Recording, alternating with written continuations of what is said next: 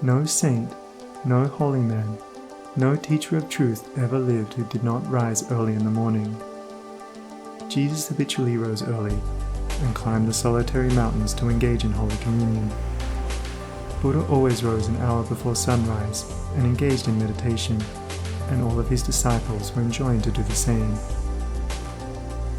If you have to commence your daily duties at a very early hour, and are thus debarred from giving the early morning to systematic meditation, try to give an hour at night, and should this, by the length and laboriousness of your daily task, be denied you, you need not despair, for you may turn your thoughts upward in holy meditation in the intervals of your work, or in those few idle minutes which you now waste in aimlessness.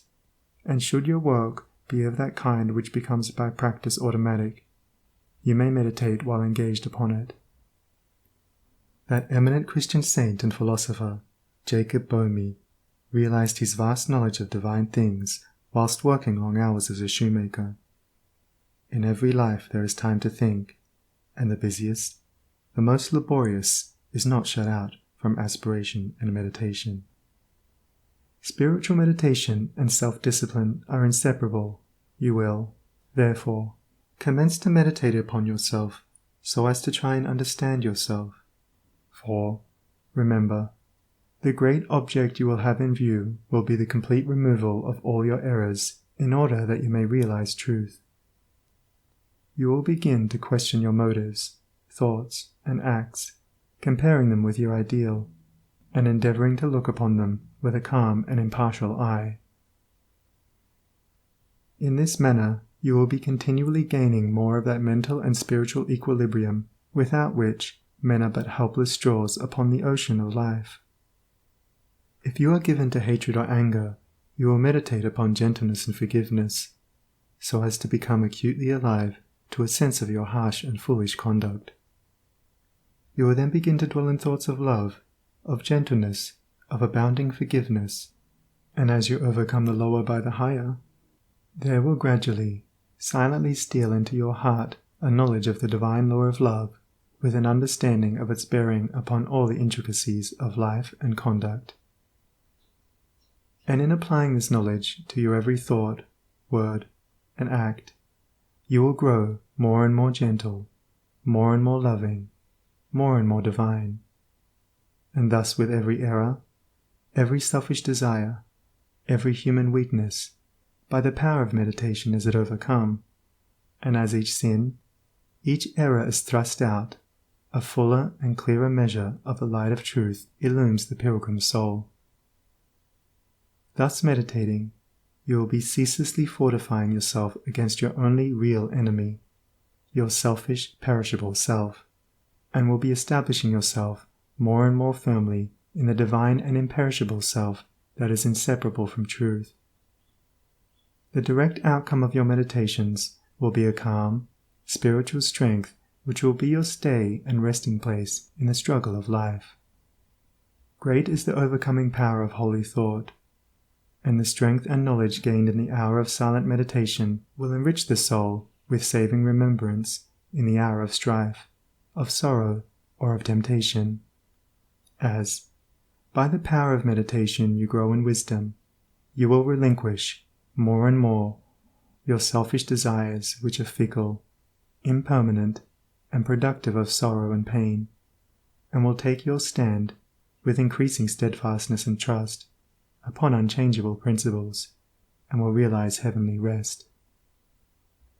The use of meditation is the acquirement of a knowledge of eternal principles, and the power which results from meditation is the ability to rest upon and trust those principles, and so become one with the eternal. The end of meditation is, therefore, direct knowledge of truth, God, and the realization of divine and profound peace. Let your meditations take their rise from the ethical ground which you now occupy.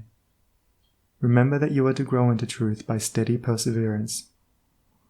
If you are an Orthodox Christian, meditate ceaselessly upon the spotless purity and divine excellence of the character of Jesus, and apply his every precept to your inner life and outward conduct, as to approximate more and more toward his perfection.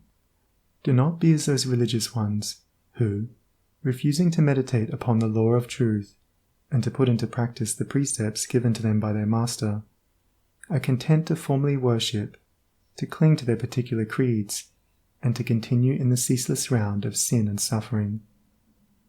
Strive to rise, by the power of meditation, above all selfish clinging to partial gods or party creeds, above dead formalities and lifeless ignorance, thus walking the highway of wisdom, with mind fixed upon the spotless truth.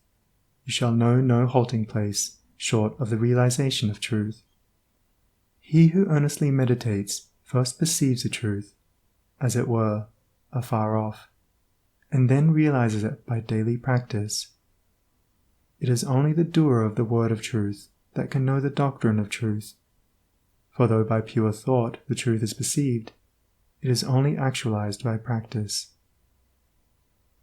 Said the divine Gautama, the Buddha, "He who gives himself up to vanity and does not give himself up to meditation, forgetting the real aim of life and grasping at pleasure, will in time envy him who has exerted himself in meditation."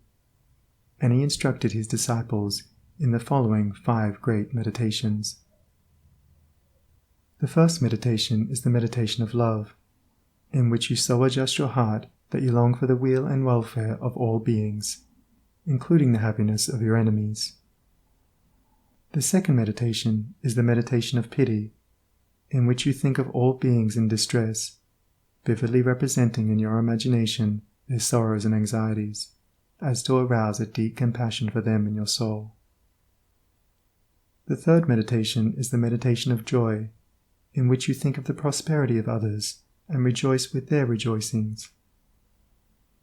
The fourth meditation is the meditation of impurity, in which you consider the evil consequences of corruption, the effects of sin and diseases, how trivial often the pleasure of the moment, and how fatal its consequences. The fifth meditation is the meditation on serenity, in which you rise above love and hate, tyranny and oppression, wealth and want, and regard your own fate with impartial calmness and perfect tranquility. By engaging in these meditations, the disciples of the Buddha arrived at a knowledge of the truth.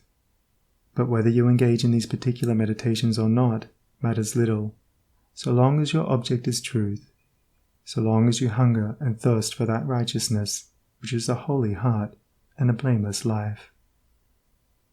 In your meditations, therefore, let your heart grow and expand with ever-broadening love, until, freed from all hatred and passion and condemnation, it embraces the whole universe with thoughtful tenderness. As the flower opens its petals to receive the morning light, so open your soul more and more to the glorious light of truth. Soar upward upon the wings of aspiration, be fearless, and believe in the loftiest possibilities. Believe that a life of absolute meekness is possible. Believe that a life of stainless purity is possible. Believe that a life of perfect holiness is possible. Believe that the realization of the highest truth is possible.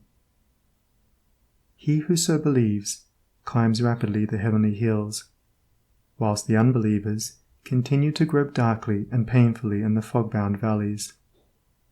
So believing, so aspiring, so meditating, divinely sweet and beautiful will be your spiritual experiences, and glorious the revelations that will enrapture your inward vision. As you realize the divine love, the divine justice, the divine purity, the perfect law of good or God, great will be your bliss and deep your peace. Old things will pass away, and all things will become new. The veil of the material universe, so dense and impenetrable to the eye of error, so thin and gauzy to the eye of truth, will be lifted, and the spiritual universe will be revealed. Time will cease, and you will live only in eternity. Change and mortality will no longer cause you anxiety and sorrow, for you will become established in the unchangeable, and will dwell in the very heart of immortality. Star of Wisdom.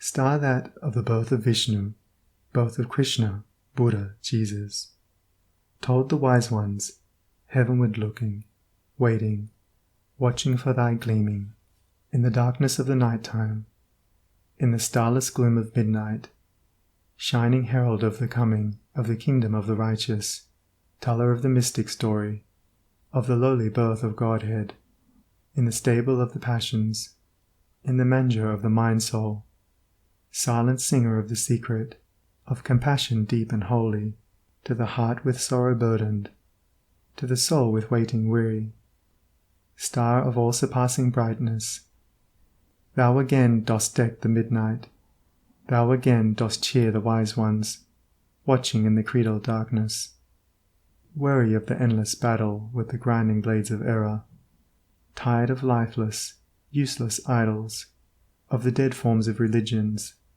spent with watching for thy shining. Thou hast ended their despairing. Thou hast lightened up their pathway.